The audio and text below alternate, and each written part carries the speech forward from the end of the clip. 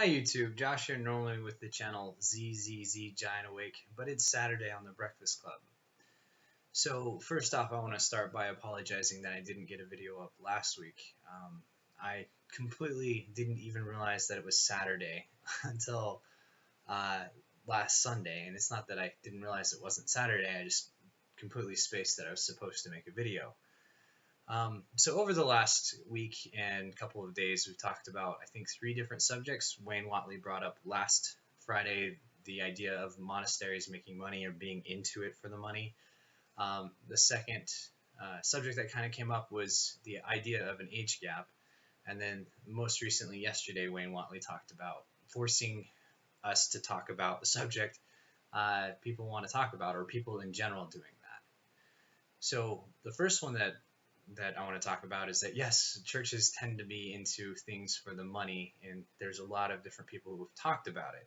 I think that Dark Matter 2525 is where I would send people for some good, funny, entertaining videos where he states that quite explicitly.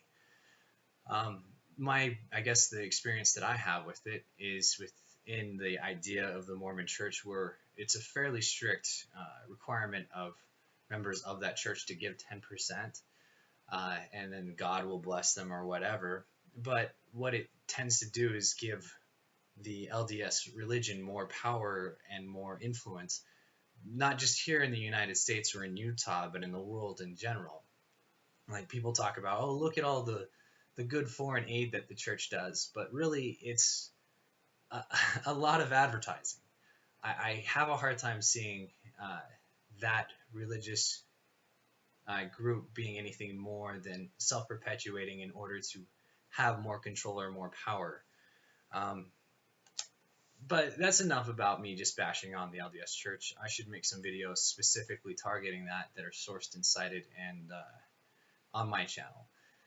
The second issue, the one about the age gap, is the one I'm most interested in and want to spend the most time. So my experience with that growing up is, I guess the first time I really became aware of somebody breaking that, because it was so ingrained that, yeah, you date the children you're in class with, or the teenagers or the adults that are around your age. The first time I realized that being broken was when a 16-year-old friend of ours, a female friend, she ended up dating someone who's 24. And one of my friends had a crush on her at the time, so we didn't like him for that reason, as well as he was kind of a douchebag. And she was fairly naive as an individual, and it's not because she was a woman or anything like that. It was that she was naive. She was kind of our naive friend, and she got herself into a stupid position. The relationship fell apart in a pretty dramatic way, and it's hard for me to say that out of that relationship there was any real good that came out of it. She became a more bitter person, and like, it felt like we were right. Like, younger women shouldn't date older men, and like, the age difference wasn't that big, but something important to remember. So 8 years is the age difference there. The important thing to realize is that she was under 18, and that's scary in and of itself. I don't know if it was illegal, because I think 16 is the age of consent in Utah for whatever fucking reason. So people can get married younger, I guess. But yeah, that's still a scary age to date people in their mid-20s. As I've gotten older, though, like, I used to think that, oh, I'll marry someone within 2 years younger than me. That'll be the age range that I end up dating within. And as I got older, I got 25 and it became 21, so 4 years. And now that I'm 30, I mean, I went on a date with a 22-year-old like a couple weeks ago. And it was fine. Like, there were 28-year-old women, or 30-year-old women, or 35-year-old women. A great example, my last ex-girlfriend was 5 days younger than me, and she was more immature than most of the women that I interact with. And while I have dated her, there's no chance in hell I would date her again, or anybody even like her. I learned a lot from that relationship. I don't think that the age gap should be playing an important part in how we feel about other individuals. I think in general, when people talk about an age gap or have some hesitance, because there does seem to be some rationale behind it, it's for wisdom's sake. There are things that I can only connect with people who are about my age.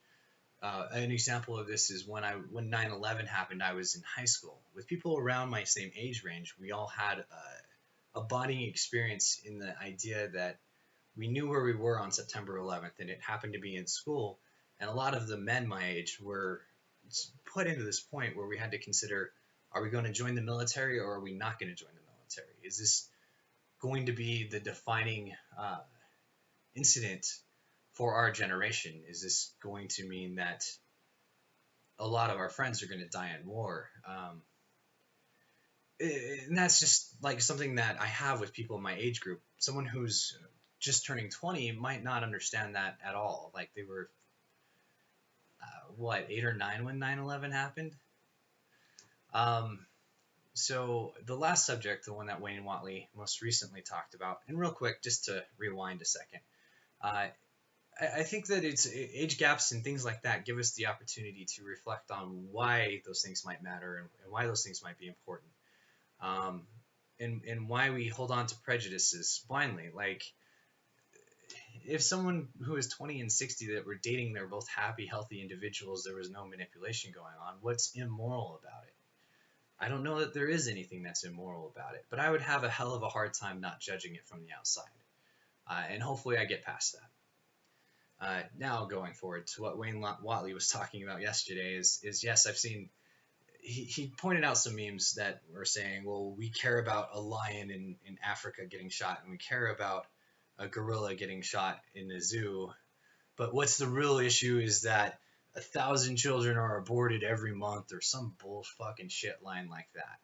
Like these, like I don't know how to interact with it, so maybe I should leave this up to the viewers. Is that when I see people like that posting bullshit like that, where they're like, I'm gonna hijack the topic of the day and bring it back to what I like to talk about, or what I want to point out, and they use memes specifically, it seems like, so they can say, oh, those aren't my words, those are somebody else's words. I just sympathize with what they're saying.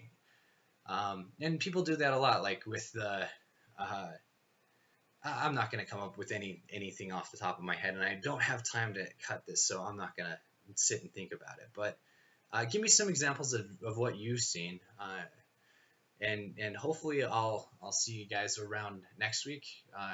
Comments in the comment section, click the subscribe button. The thumbs up means that you like this video.